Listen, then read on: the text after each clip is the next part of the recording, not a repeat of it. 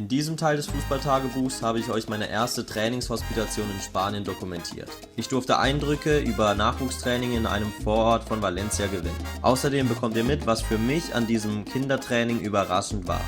Damit wir keine Zeit verlieren, geht es direkt los. Vamos! Meine persönliche Mission hier in Spanien ist, mehr über den Fußball zu erfahren. Ich will persönlich ein globaleres Bild vom Fußball bekommen.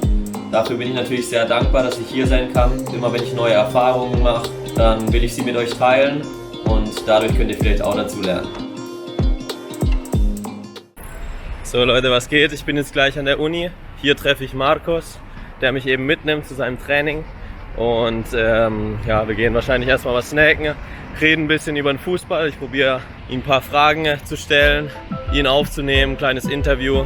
Und dann heute Abend geht es zum Training U11 Niveau. Also ich bin jetzt gerade an der Uni. Ich zeige euch mal das schöne Stück hier.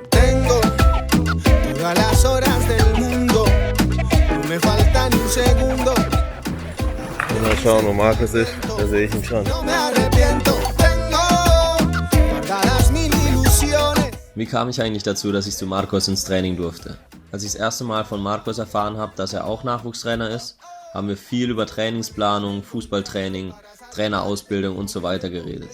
Und da wir uns von Anfang an richtig gut verstanden haben und er auch mein Interesse für Fußball spürte, lud er mich eines Tages zu sich ins Training ein.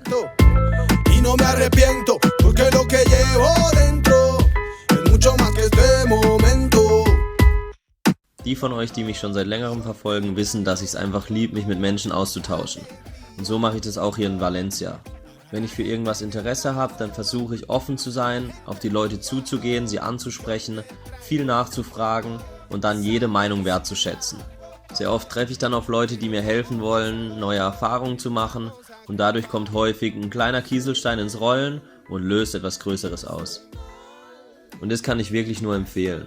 Wenn ihr Interesse für was habt, traut euch die Menschen anzusprechen.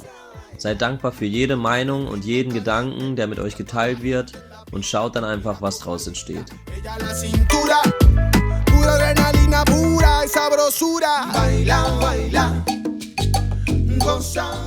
Bei Marcos zu Hause angekommen, hat er mir dann gezeigt, wie er sein Training plant. Wenn euch seine Trainingsplanung, seine Gedanken über Training und letzten Endes auch die Durchführung des Trainings interessiert, dann schaut euch gerne noch den zweiten Teil an. Hier aber schon mal ein kleiner Vorgeschmack zu seinen Gedanken. Como venimos de partido, yo siempre lo que intento es hacer como un juego. Primero, movilidad articular libre dentro del área, dentro de aquí, brazos, piernas, como son pequeños, pero ellos ya saben lo que tienen que hacer, cada uno. Entonces se ponen por aquí libres y luego yo les hago un juego. Während ich bei Marcos war, redeten wir noch viel über unsere Ansichten über Training, Wettkampf und Entwicklung im Kindesalter. Ein interessanter Gedanke, den ich noch mit euch teilen will, ist seine Aussage über einen guten Trainer oder eine gute Trainerin. Er meint, in Spanien achte ein guter Trainer oder eine gute Trainerin stark auf den Spielrhythmus, also dass dieser erhalten bleibt. Mit Bällen an der Seitenlinie versuche er oder sie, die Spieler und Spielerinnen ständig in Bewegung zu halten. Durch gute Organisation, wenig Umbauten könne so die Trainingszeit optimal genutzt werden. Was haltet ihr von dem Gedanken? Findet ihr, dass es in Deutschland auch so gesehen wird? Nach unserem Gespräch gingen wir noch in eine Tapas-Bar zum Mittagessen und später durfte ich noch seine überaus nette Freundin und Familie kennenlernen. Und dann ging es endlich zum Trainingsgelände. Ich war richtig hyped. So Leute, wir sind jetzt gerade hier auf dem Weg zum Training von Marcos. Und zwar schauen wir uns erstmal die Kategorie U9 an, U10 und ja, danach trainiert Marcos. Ich darf dann auf dem Platz sein, zuhören, zuschauen und natürlich auch filmen. Und danach ist noch die U16 von ihm dran. Also ihr seht jetzt gleich den Campo, den Platz und dann wünsche ich euch viel Spaß. Hey, guay, mira esto.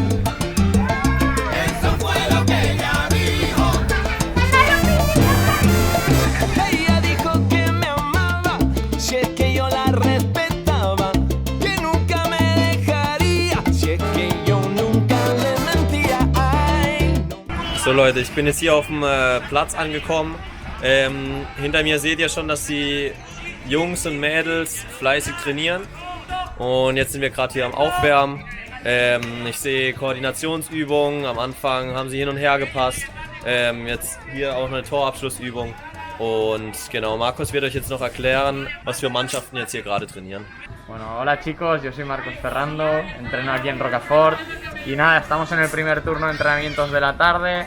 Tenemos aquí al Benjamín A, ¿vale? Ahí al Prebenjamín A, Prebenjamín B y Prebenjamín C. Y nada, vais a ver ahora un poco cómo entrenamos aquí en Rocafort y es un placer para mí estar con Manu y enseñarle todo esto. Un saludo, crack.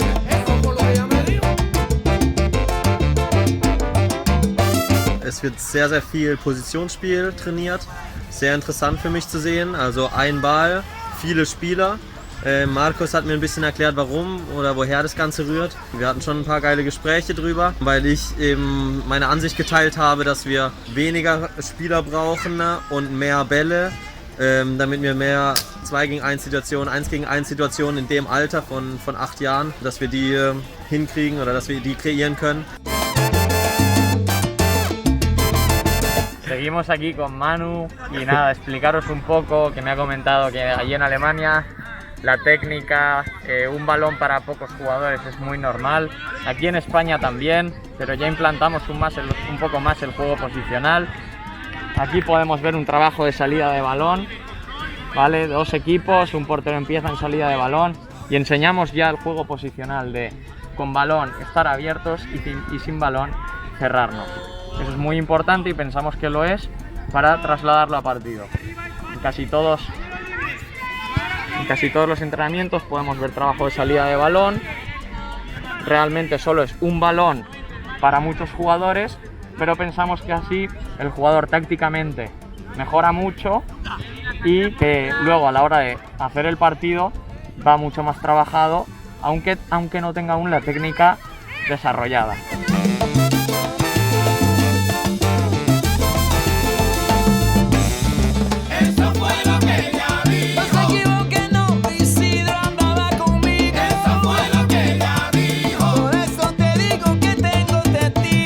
Dann wurde es Zeit, dass Marcos sein Training aufbauen musste.